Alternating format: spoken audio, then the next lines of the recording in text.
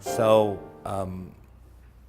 I was raised in Washington, D.C., and some of the stuff I'm going to talk about is related to work, but over the past 3 years I've been more of an activist kind of artist. I've been very involved with creating teaching constructs, and you'll see in Omaha I discovered the Native American community, and I've just been really interested in how being creative functions on a day-to-day basis. I got a little grumpy with the gallery world, per se. I was doing a lot of shows, and I don't know. At one point I remember doing 3 proposals for the same space from 3 different dealers, and I felt produced. I'm starting to make more work again, and a lot of the work is based on acts of activism. It's very, very different than what I've been doing before. I took an interest in, one of the things that being in Washington and being a high school, I was raised there, with the Smithsonian is really sort of, I discovered the Smithsonian, so if you played hooky, you could always go to the Smithsonian and not get caught, And I was a terrible high school kid. I went to 7 high schools. I think I hit every teacher. I didn't know who I was. We were black. My father was a doctor, and we from the South, and he was the first generation of black doctors to move to Washington. So we moved into a Jewish neighborhood, and I thought that if you were Jewish, if you lived in the neighborhood. So I thought I was Jewish for about 5 years until someone told me that it wasn't the neighborhood. You're supposed to go to the synagogue and, and do stuff. So I was sort of a mutt. And it really it does affect me even today. I spent so much time at the Smithsonian that they got me involved mixing clay at a community college, and through the Freer. I had a system where I'd start at the National Gallery and go to the Technology Building and then jump to the Freer, because it had a great library. At the Technology, you could get a hamburger for $1.50 or something. And the curator there, we became friends. And one day there was an event about here. They were doing RACU, the School of Design. So he told me to bring the pots there. So I brought my pots, and they flew me to the school like 2 days later, and I had this scholarship. So I was like the worst kid in 7 schools, but I was the first one I think I was 17 when that happened. And there I met Dale, Julie, I met June, Kaneko, and a lot of pretty high-powered people that were sort of in the state of becoming. They weren't, Pilchuck was starting. And so I was pretty terrified of everything and everyone, just about, because, but the thing that was interesting is they found out that I was in high school. I started blowing, making these things, making these vessels. It was very competitive. I remember arguing with Dale about cylinders. So I said, I was fussing with him about it. But what they found out, I didn't have my degree, so I had to do the equivalence at Brown. And the art made me smarter. I could not process anything at all. And once I started making things, it really made a major difference. The thing that was the drag is all the crits, being this black kid at this college was sort of a nightmare, because all the teachers wanted me to do independent studies with them because it looked good. I remember I did 5 independent studies in one session. I had 9 classes in one semester at the same time. So I would be ducking behind things and stuff. But but usually in these critiques, no one would say anything. I'd go, I started recording them and listening and God, it didn't mean much. why am I paying this money? Why is, So I started trying things to create. So this is like a volcano. So one day we could work very traditionally, and the next day I couldn't use anything remotely associated with anything. It had to be determined at the moment, whatever I did. It just had to be, it was sort of like grab whatever you could find and do something in the same space.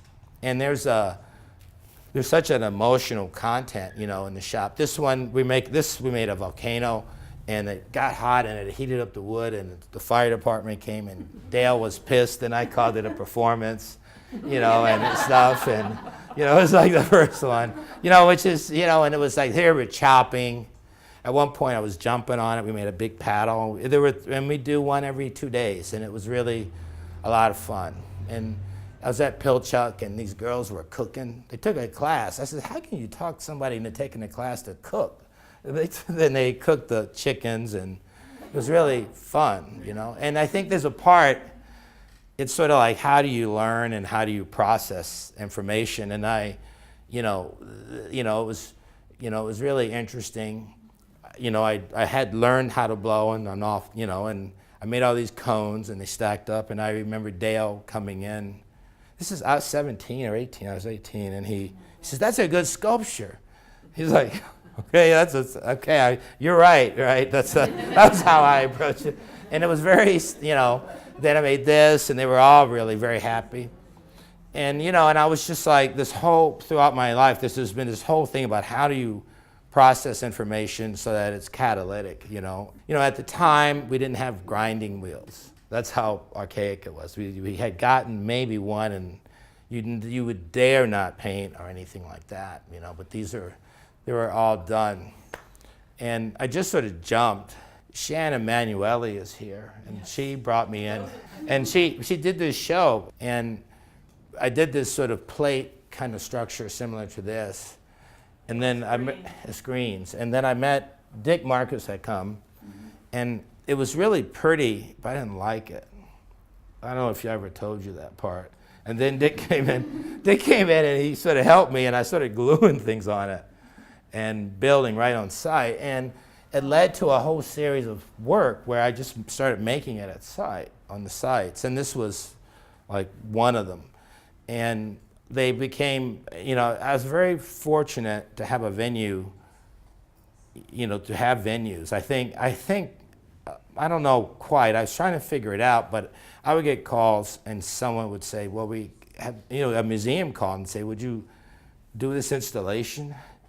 Like a month before it was opening, and come there and ship glass and just make things. And I had at least 40 opportunities to do that, which is pretty rare. So I would set precedences, I would set rules that would force me to do things that I wasn't very comfortable with in the whole process. And, so these are some, like this one, this is inside the structure.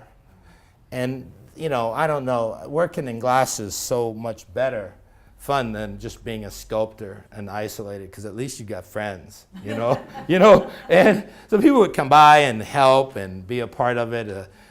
It's funny, the dealer got real upset because he didn't have objects to sell. So I put the dots on that portrait. The portrait's of a guy named Guzman who started the Shining Path in Peru.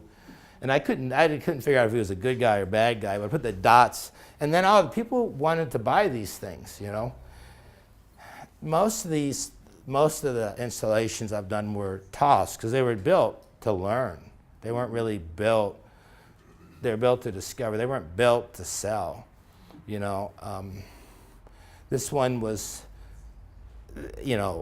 as I got involved with, I sort of got involved with kids through these installations, watching tours, and I was interested very much in what went on when someone saw them, especially kids. And I set up this show. What's the place on Franklin? It's with the Frank Lloyd Wright structure. I forgot the name. The Barn Stall. This is at the Barn Stall. So we set it up, and it was all right. And And then all these kids were there one day, and the lady said, "That's the guy that made it," and pointed to me. And then the kid said, "No, he's black," you know, he was like that. He said to the kid, he said, "He's black." They were high schoolers. I said, "What do you mean? Is just something wrong with?" So I got real fussy with them. And then I made them all draw on the wall, right? See, yeah, if I have that, and draw on the piece. So after that, it was really funny. Anyone could work on this thing. So we started letting, we told the teacher, and they came, and and we ended up doing these bi-weekly workshops there throughout the show.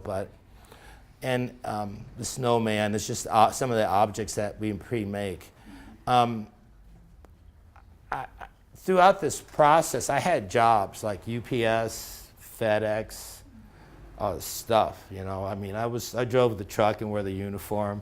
And actually, I was a lot more creative than when I started to make, but I wanted to have objects that I could actually get paid for, things. So I started generating these sort of studio-generated things, and houses, and they really were built around the technology that I learned and using the big sheets of glass. And the chronology, like this house is maybe 15 years before this house. I tell you, it's hard to know, in my family, there's this, whenever anyone gets in real trouble, they become a minister. It's the weirdest thing. It really is weird. Like my grandma died in the Central Florida, in the Jacksonville area, and when my grandma died, there were like 19 ministers that were there. And my mom would not go to church because of some of their behavior. But she was very deeply Christian. So when she died, I had to sort of figure out what you really believe in, you know what I mean? So I explored it. So I started dealing with these kind of icons, ladders. I think probably, I was afforded the opportunity to make a couple of ladders associated with the story of Jacob for a synagogue. And that really made me identify with the objects. This is another, I still do site-specific works, but not that often, at least on a space. Like this one was called Hydra. They wanted me to access the collection in making this thing. And in other words, reference it. They asked Jim Dine and Albert Paley at the Toledo Museum. And I couldn't, Jim, I think, picked this Roman figure, and so he did all these sort of classical drawings. I think he's got an issue with being a pop artist or something, and he's doing these. So, and then Albert Paley picked this Matisse, and he made these giant metal things. They had to reinforce the floor to get them in. That looked like, that's true, they did. They had to put posts to hold the floor so they could bring them in the museum. And I couldn't figure out anything. And I ended up referencing about 26 things. But I didn't even bother to tell them. And I just made it. And but I said, could I borrow work from the collection and use it in the piece? So that, so I basically borrowed stuff. It was sort of autobiographical, if that's the right word, where I borrowed stuff I grew up with. Like, this is one, I think I only have, that's a Van Gogh. And there was a Cézanne, these paintings, and there was this giant pieces of glass, like some cut crystal ball. There was a lot of, they said it cleared $40 million in stuff.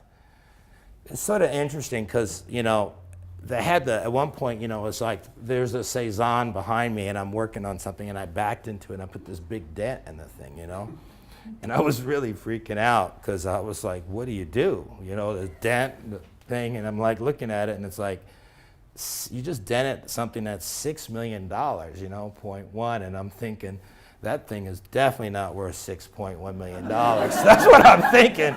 I wouldn't pay, $3,000 for it. I mean, I don't care who made it, I'm thinking.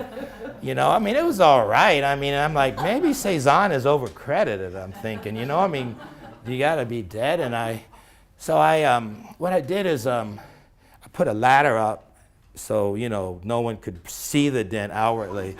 And so when they came in, and then it went away, and I told them, and they looked at it and said, it's fine, and I made them take it down. And they said, no, and they put it back, and I said, could you cover it with plexi? And then I was sort of pissed, because I was thinking, so I got a board, and I copied it. And I copied it so well that they thought I was painting on the original. And they almost broke me. The guard knocked me down. I was on the floor and wrestling around, and then he saw it on the wall, So we cut it and put it into a house, put a house out of it, and I called it a day. But I almost tossed the thing. This is the same piece. So some curator 5 years later figured out, they were looking at it, and they figured out all these reference pieces. So it became this educational piece, and they put it in the educational entrance. These are shadows of a Joe Shapiro sculpture. I mean, I didn't think they'd ever figure it out. And so they made a book, and they do it, and then it had to be cut and readapted. I don't make conscious decisions. Even when I'm working with kids or something, I don't make conscious kind of. I've had a garden. I think I've been married more than what I want to tell you, but so one of them I thought I'd make a garden, right? Make this garden, and if I take care of the garden, I'm taking care of the relationship. And it didn't start off good because I forgot to put the darn signs on the plants, so I didn't know what was growing, so I had to let the weeds grow to figure it out and all the time, but. So you can imagine what happened in that marriage, But, it didn't even, it's true. I hate to say it, but it's sort of true, But these are paintings, I always wanted to have a process that, it's funny to build off of a process. I always wanted to just sit in a field and paint and get in front and just sort of reduce. So these are some of them, and, it's odd because a lot of them were very much conceived of as a whole, and some of them had sort of funny logics built around them. Because I went to this art school sort of on the young side, I had trouble with any kind of illustrative work because they worked off of the nude models, so I couldn't look at the nude person. So I avoided drawing completely. I mean, it was mortified. I go to the class, there's this lady naked, man. I almost got in trouble because the guy wanted me to look at her, and I was about to sock him at the time, because I thought he could be my mom. And so I was looking at the other guy's drawing, it's better. And, then I didn't have to do it, I could copy. So I refused to go to that class after that. But so I'll paint a bean, and then I'll paint 10 beans, because I'll have to practice getting them done. I was in Africa, and I saw this tree with all these glass bottles, and they wouldn't let me near it. The guy said, don't go near this tree. And I was like, why? He said, you don't want to know, just stay away from the tree. And I could sort of feel what was going on emotionally, and so I started making my own trees out of wood, out of metal, aluminum, and building these things. This is a piece in a friend's house here in Los Angeles. It was terrible. I went in, I was like, God, I have a hard time living with my own work. In Omaha, they asked all these artists to make these dumb old things. So I thought, I always wanted to float my work, so I thought if I could just figure out how to ballast it. I wanted to ballast it up to here, and then I could make things that floated. I just wanted to float stuff in lakes. Ballasting is not easy. It's really to get things to be a certain height. But it was still fun going out in the lake, and although it was amazing because someone managed to put a giant H on this thing one day, and I got this course,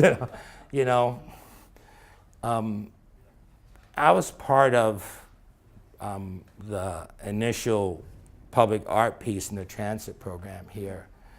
And I was privy before they had an art and transit program.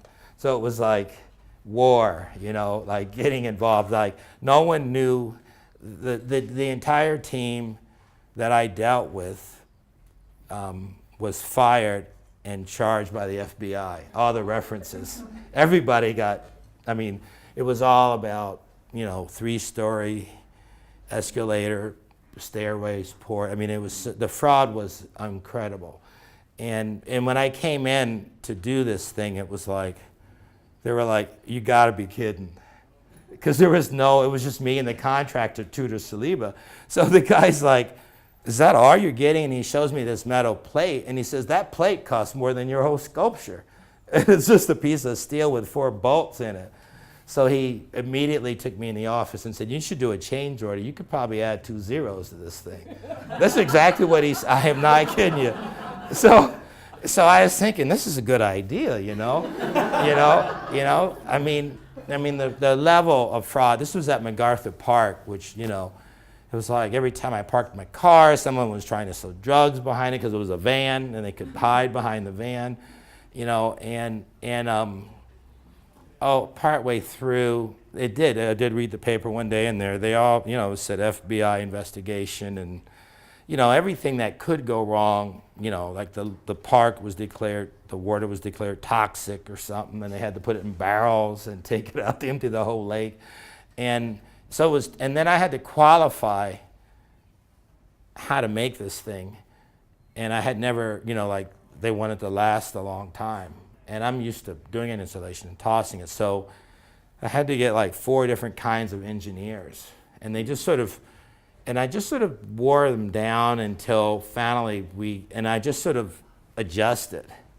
You know, later I met one of the engineers that was involved with building this thing, and they said they picked my piece because they thought it would never happen.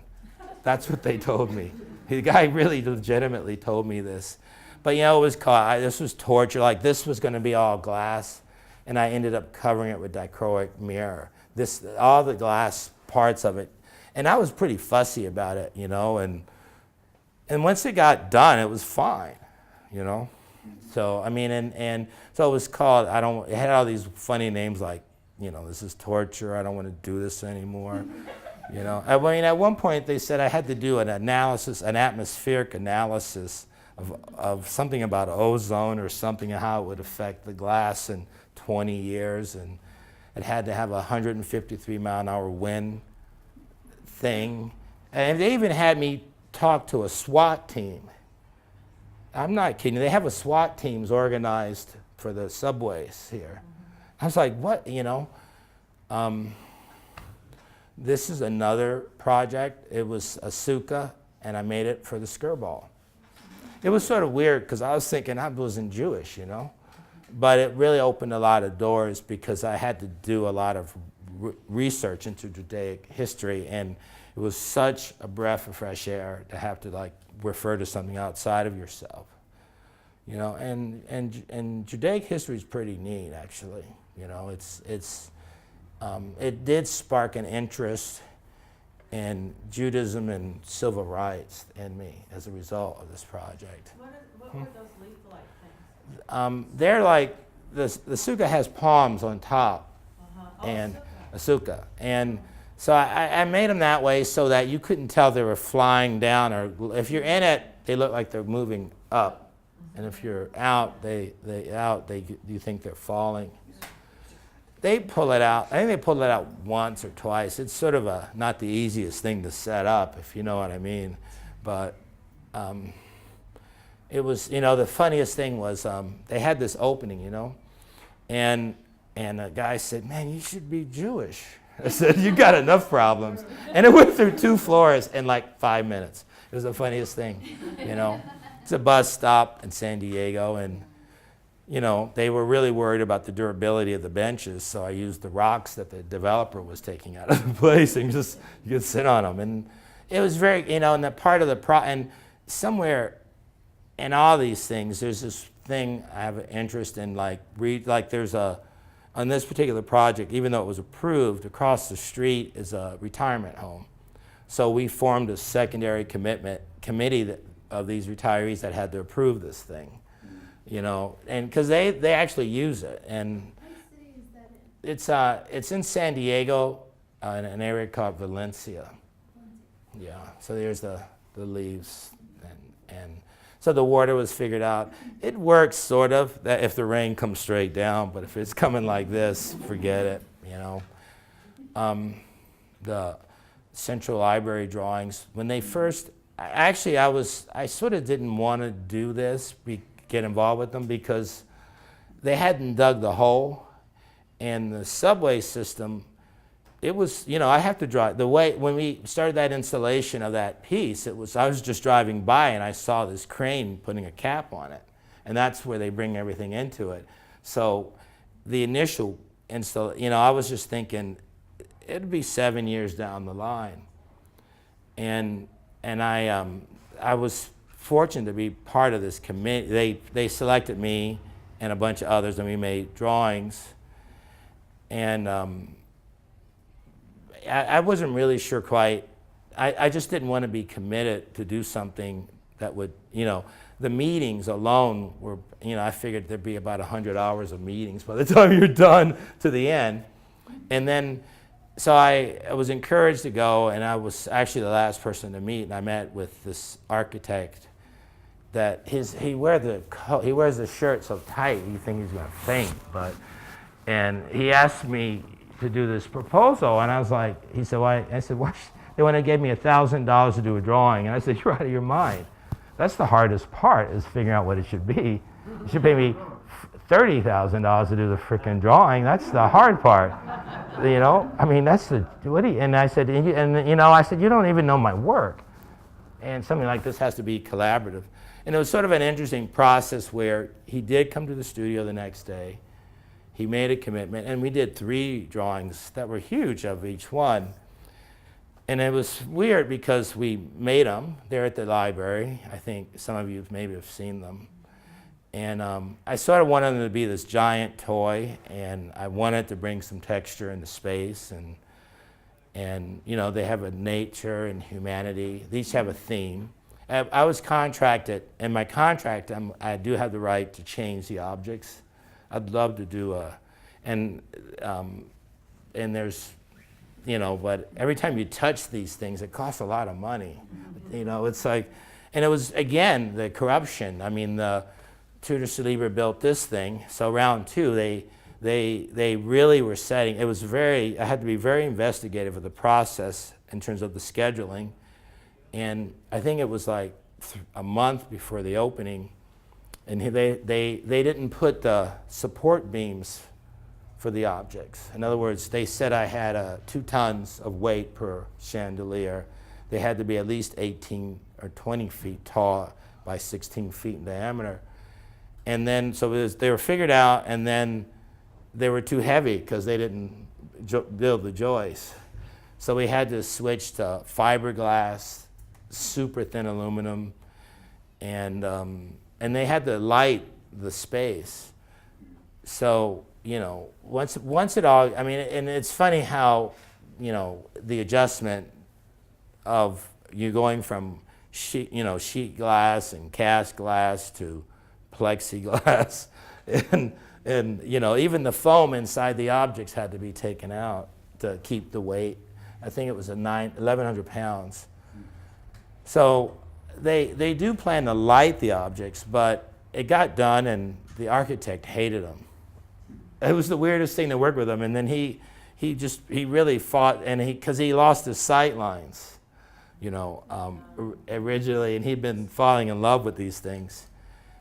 But the best part about it is 30,000 people came plus to the opening. I did.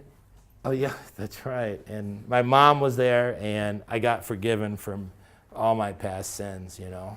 It's true.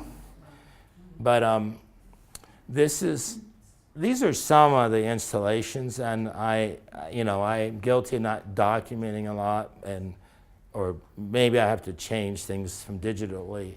But I was asked to build a show at this museum, and that they have in Germany they have a steel, a glass, a fabric, and a clay museum that's from the 1800s that's been preserved originally as they are.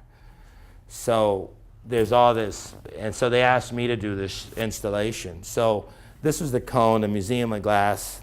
This is a real one. It's really thick. The wall is like 4 feet thick at the bottom, and it's designed so that air goes in here and it goes through a furnace in the middle, and this creates a draft so you can get it hot, the oxygen.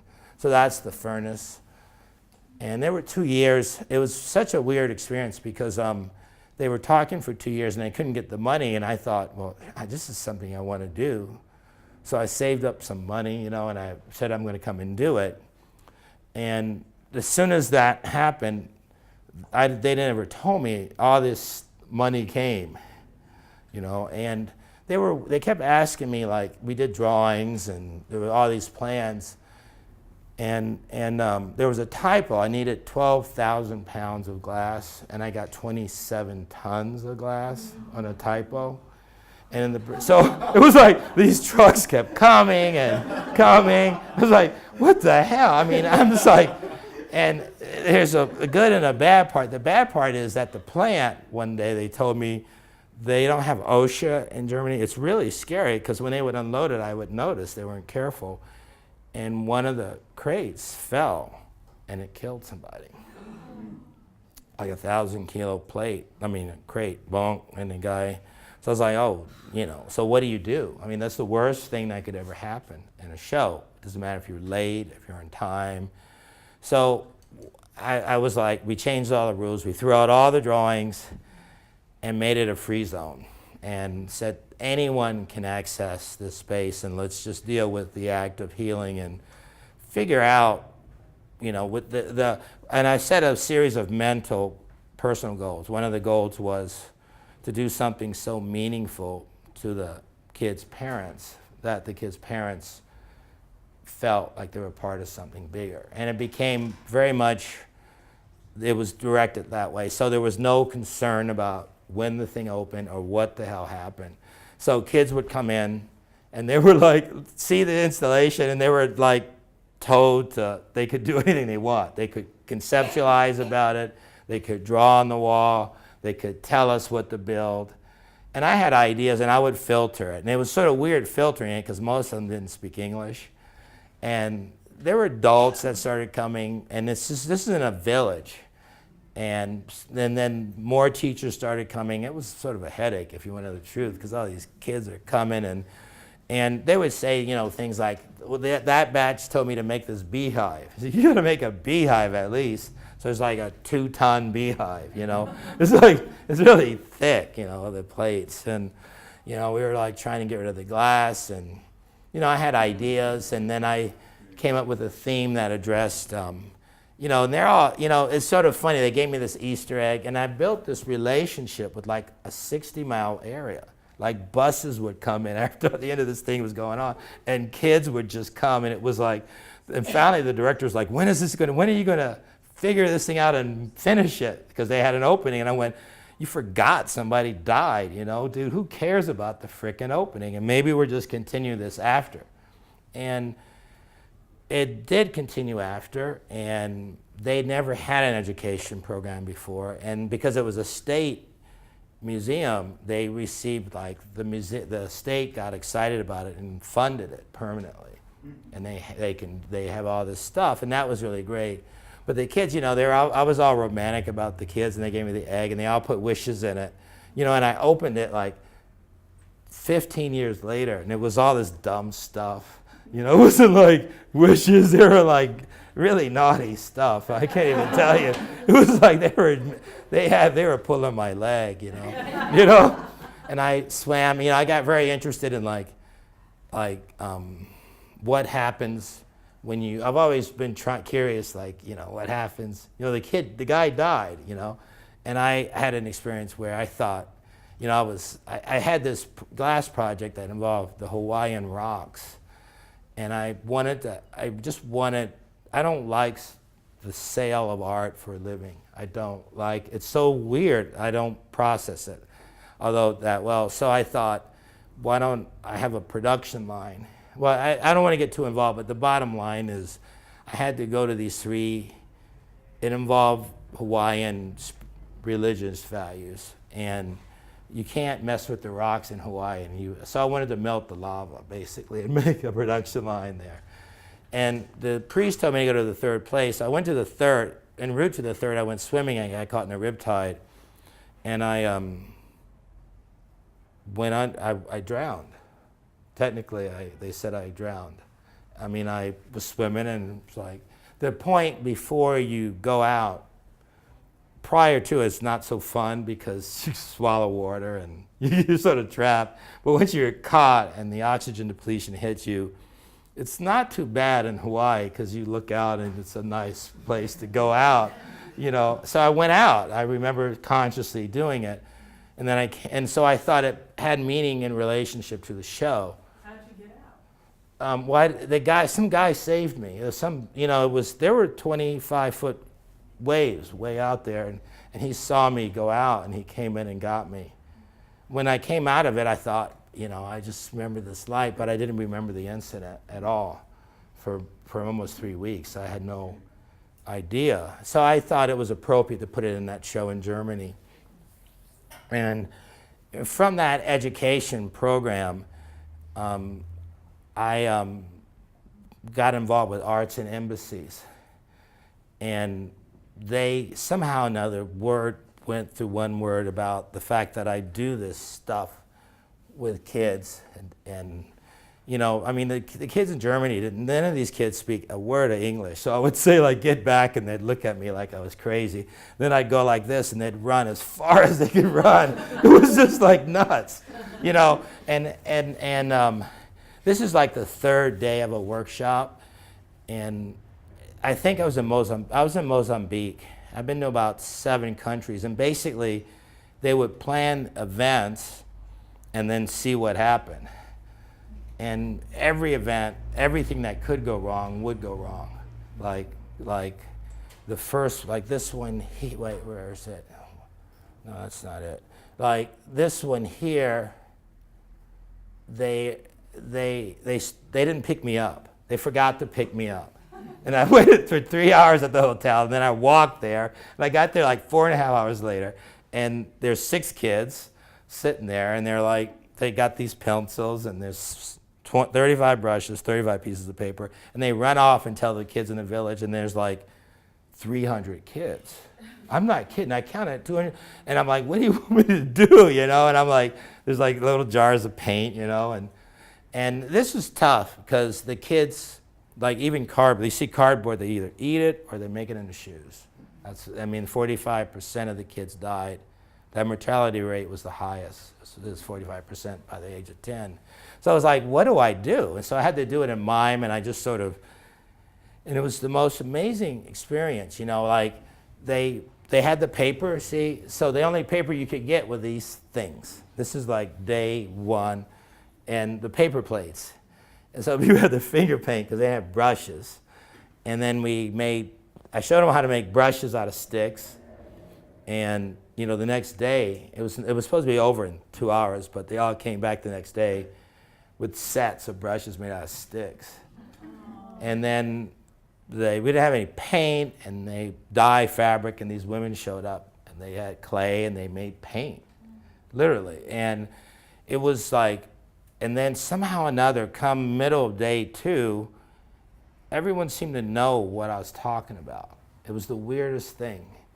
And, there were issues of discipline. There was this cute girl that had this giant plastic Coke bottle, and she kept hitting people. I tried to catch her, and they thought it was tag. So it was like mass tag with like 100 and some kids.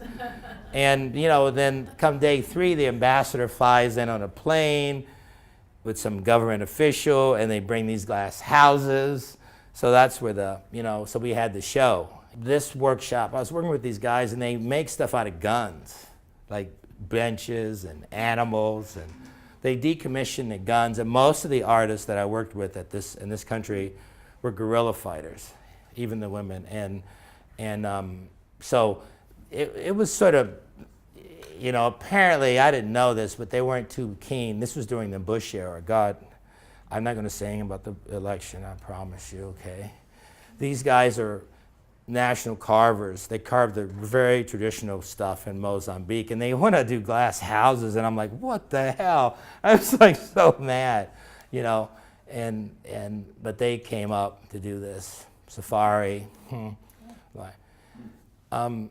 I actually do quite a lot of stuff in the nonprofit world. I've been doing a lot with this Sudanese mentorship program. Most of the outside of Sudan, the largest population of Sudanese is in Omaha, Nebraska. Yeah, there's like 28,000 Sudanese, and they're based in Minneapolis, Kansas City, and Sudan. And I met this. I mean, I don't know. You know that guy that owns the Clippers here? Yeah. Well, I know that guy, and I'm not embarrassed to say, and I wasn't too happy about him. I mean, Sterling.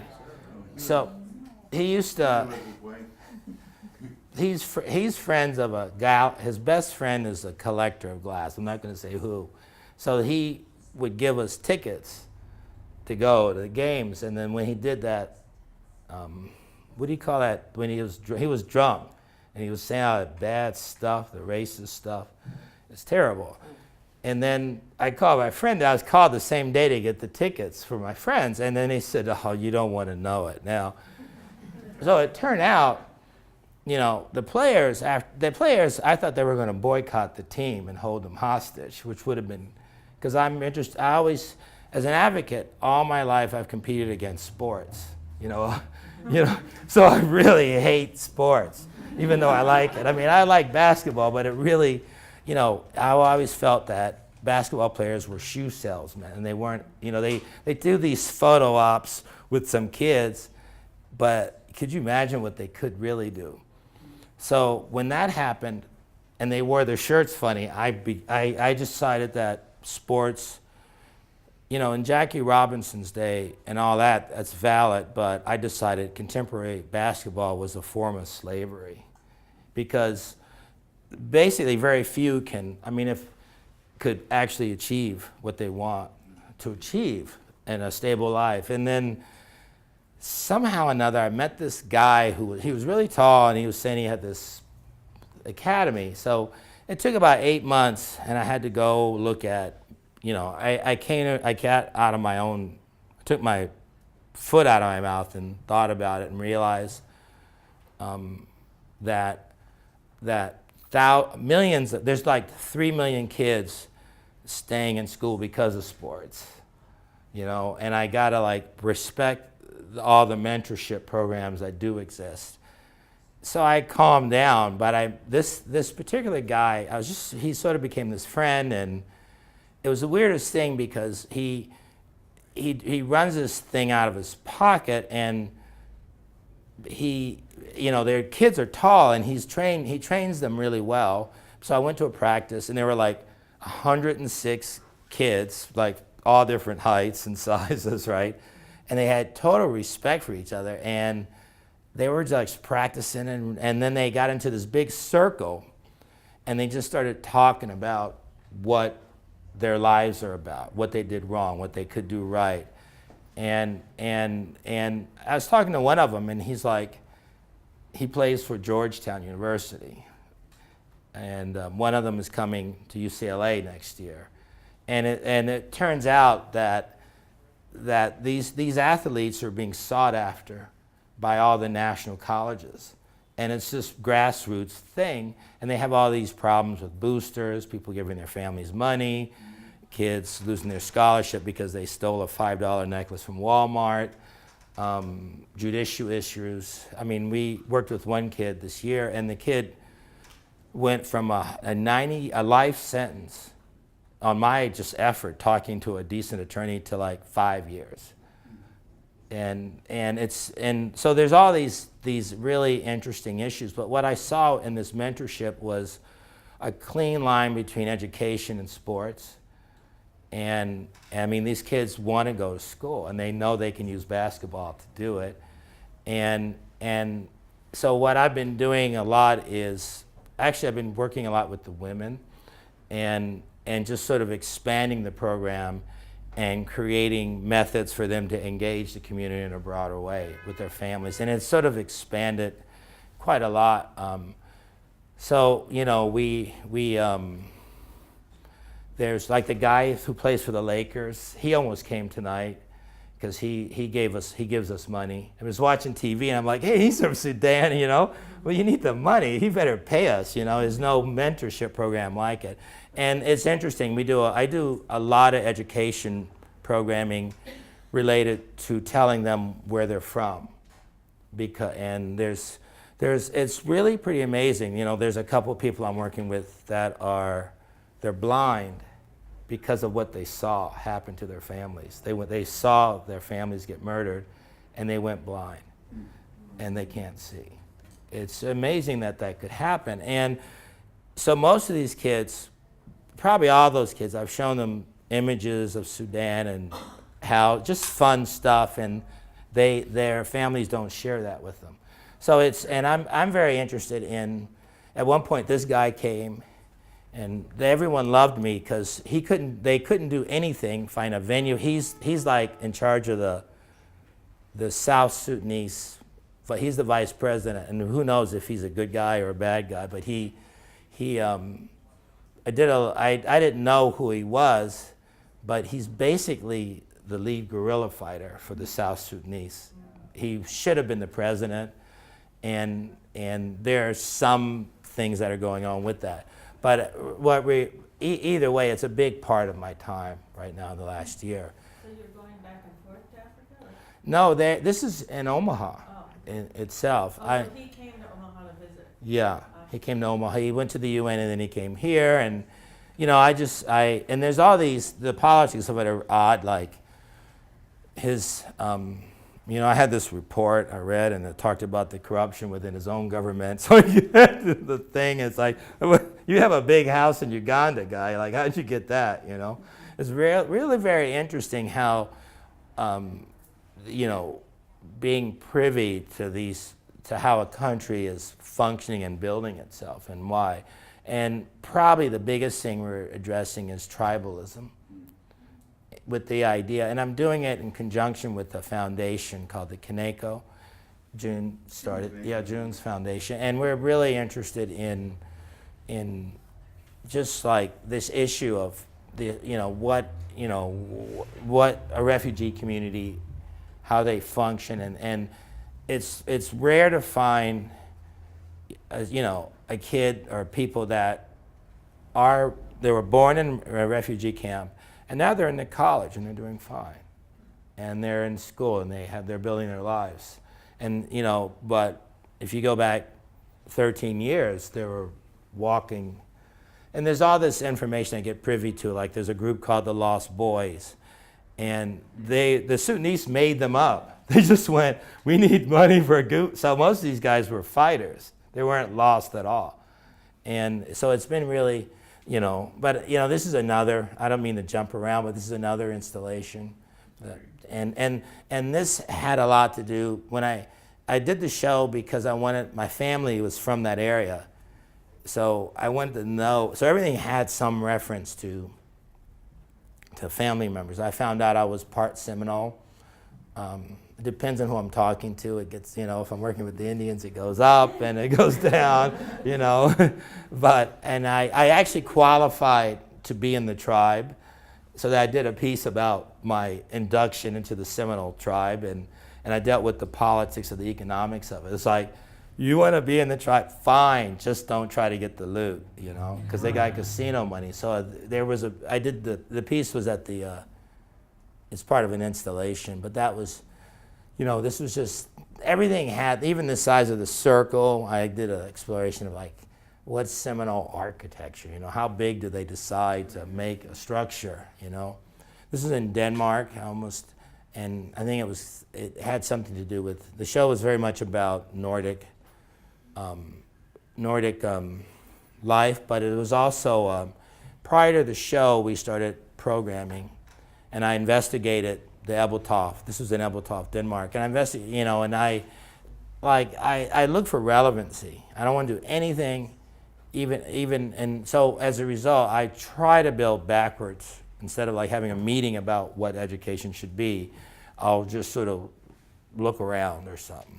And this was tough because I don't speak Danish, but I had a friend in the social services there, and she became my lead person. And there were two primary issues socially that I could attack, and I don't necessarily know, but I sort of shoot from the hip. And one was there's a lot of learning disabilities and autistic kind of issues, and the other was it was just awful. I don't even want to talk about it. Actually, I can't. But it's just awful.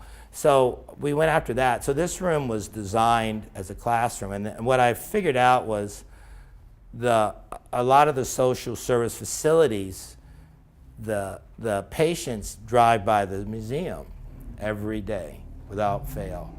So we made this into it doubled as a classroom for these kids.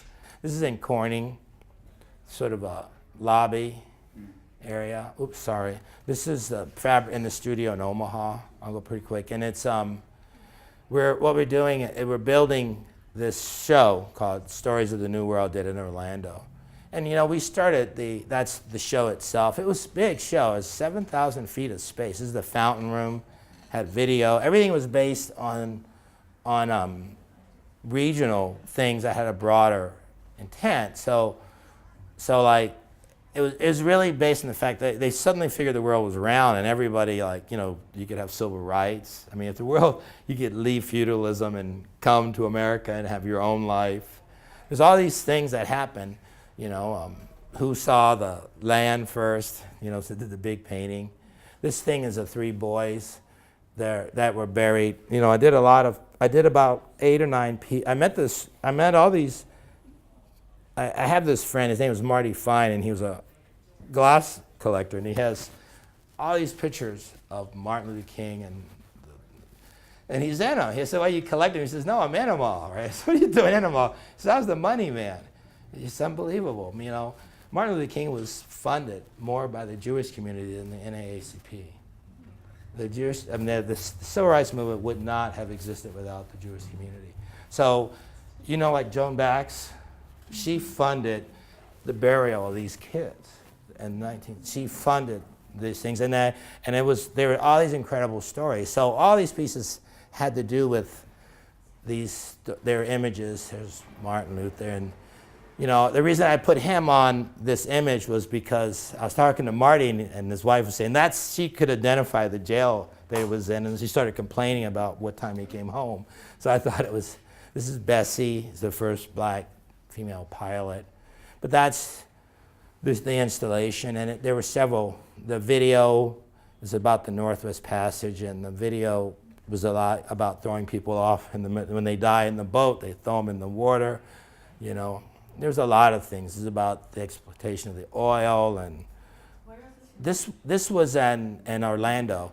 And a year prior to it, me and the museum collaborated with a small community service, and we did this project where I basically worked with 3 different classes of kids, the age groups, and we all worked on the same piece. So we made this garden house, and it was just sort of and they built it, and it was tricky because the little kids want to paint bumblebees, and the old kids want to do something else, and so the dialogue was really good. This is in the studio. I do a lot of work with curriculum development, cultural curriculum development for the school system. So, and I work with the Susie Buffett's foundation, and I work with the Kaneko. And because I'm such a mutt, we basically figure out who needs the support and what would be relevant. Because you got to, and I just sort of listen. So inevitably there's about 2 weeks of the year where the kids come and they use the studio as a classroom. And sometimes we have it pretty well planned out, and sometimes we just go I don't believe in segregated programming. Okay, there's Lincoln. This is at I made these mirror teepees because the museum didn't have any Native American contemporary art. It's a Museum of Nebraska art. So we put bad cowboy movies in them. This is a program that we do at the school. It's in the gym of a school. These are all Native American families. See the guys beating the drum, and he's really loud. And the kids and the families are collaborating on artworks. You know, and so I had a show, and I put that work in, and boy, was a curator mad, man. Right now we're building this thing as a garden. It's an outdoor classroom, and it's been sort of sanctioned by the Plains tribes. So we made a medicine wheel, right? And it's designed, it's a preschool, Montessori preschool. So the kids, the idea is to give the kids an intuitive understanding of their history without it becoming some great political thing. So each one of these symbols has something they learn over 3 years. And it's really wonderful because the boarding school people are telling the kids stories here. These are the people that hate the school system, that will take their kids out of the school system if they're going to go to college. And because there's an outdoor classroom, it's changed a lot. So this is the next component. It's a turtle. It's about 11 feet. So kids do the work. I sort of set them up and then sort of stay invisible. And every part of it has a significance culturally. Even the position, the angle, it goes in. It's really sort of, this is a show. We did a summer camp with the Native American kids, and they did ceramics, glass blowing. I mean, all this stuff, TP painting. This goes on sort of constantly in different ways. This guy's a great drummer, but we can't let him talk because he's some of the kids, they decided to do ponchos and pictures, you know. A big chair, my daughter in a bubble bath, the fish at a hospital. To be on the team to make the fish, you've got to be diagnosed as being terminally ill. And but the thing about it is, we had 8 on this initial one, but 5 went into remission, so the hospital totally freaked out, you know. And so, see, the trick was the project exceeds their mortality date. So they get involved with the project and they forget, you know. So like this kid was one of the team leaders, and basically he painted a fish, drew a fish, and we hung it, and he got all excited. So I got some pretty good sob stories on that. But you know, really cool things happen, like the guy made the holes wrong, so they were on the floor. So people were like, oh, I said, why don't you adopt the fish, right? So the red ones are like 25 thou. Every fish is adopted. We cleared almost 1 million. We cleared 1.2 is what we did this year. Mural, I'm not much of a mural painter, but it's in Pennsylvania, and I just said, I am not putting pictures of Martin Luther King on the wall. I'm not putting "We Are Free." You know, I just want color. You know, they want me to, this is another quickie, kids. They asked me to make an art piece that could change the community, and I said, I'm not Jesus. What do you think? You know? So I gave it to the worst kids in the worst school. And so we gave them blueprints, you know, like of the space. So I would say, just design something out of your pocket. And we eventually ended up doing this, a terrazzo floor. But they wanted a place to smoke pot. We had to start a frickin', no one could pass a drug test. It took forever. I mean, it was like, at one point I was like walking on their drawings on the table, and because they're all nodding out, and I'm like walking, putting my foot on their paper and the paint, you know, and then we became great friends. So that's it. Okay, sorry to take so long. Thank you. Thanks for coming.